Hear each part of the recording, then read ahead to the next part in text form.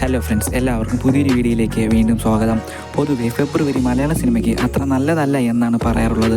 കാരണം എന്തെന്നാൽ ഓണം, ക്രിസ്മസ്, വിഷു എന്നീ വലിയ ആഘോഷങ്ങൾ ഫെബ്രുവരിയില്ല.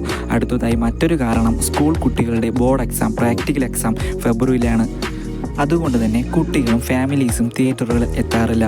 ഈ കാരണങ്ങൾ കൊണ്ട് നല്ല സിനിമകൾ ഫെബ്രുവരിയിൽ ഇറക്കാറില്ല. എന്നാൽ കഴിഞ്ഞ ചില വർഷങ്ങളിൽ ചില മാറ്റം സംഭവിച്ചു വരാറുണ്ട്. 2020 ഫെബ്രുവരിയിൽ അയ്യപ്പനും കോശിയും വന്നു, ഹിറ്റായി. 2021 ഓപ്പറേഷൻ ജാവ വന്നു. 2022 ഒഴിച്ചാൽ 2023 ഫെബ്രുവരിയിലാണ് രോമാഞ്ചവും പ്രണയവിലാസവും വന്നത്. ഹിറ്റുകളായിരുന്നു. എന്നാൽ അതിനുമപ്പുറം 2024 ഫെബ്രുവരിയിലായിരുന്നു തിയേറ്ററുകൾ കുലുക്കിക്കൊണ്ട് ചില സിനിമകൾ വന്നു. കണ്ടന്റ് ഉണ്ടെങ്കിൽ നല്ല സിനിമകൾ പ്രേക്ഷകർ ഫെബ്രുവരിയല്ല ഏതു മാസമായാലും സ്വീകരിക്കും. 2024 ജനുവരിയിൽ തന്നെ അതിന് തുടക്കം കുറിച്ചിരുന്നു.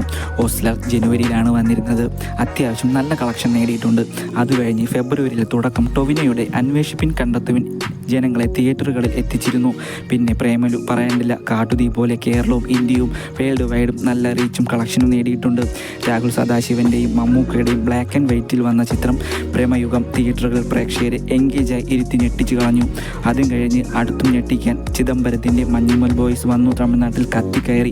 എത്ര ചെറിയ സിനിമയോ ചെറിയ താരങ്ങളോ, വലിയ സിനിമയോ വലിയ താരങ്ങളോ, പ്രൊമോഷനുകളോ ഉണ്ടെങ്കിലും ഇല്ലെങ്കിലും സിനിമയും കണ്ടന്റും നല്ലതാണെങ്കിൽ പ്രേക്ഷകർ എവിടെ നിന്നും ഏതു മാസം വേണമെങ്കിലും തിയേറ്ററുകളിൽ എത്തുമെന്ന് 2024 ഫെബ്രുവരി തെളിയിച്ചിരിക്കുകയാണ്.